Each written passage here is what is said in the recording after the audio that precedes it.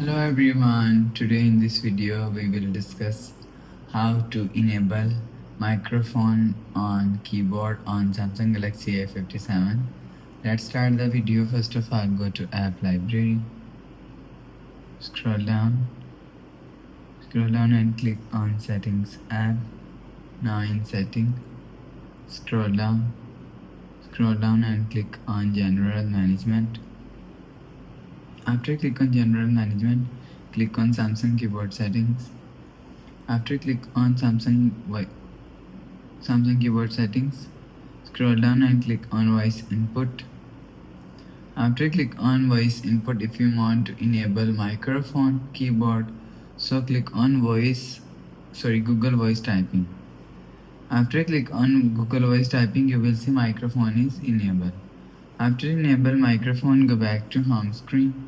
So that's how you can enable microphone on keyboard on Samsung Galaxy A57.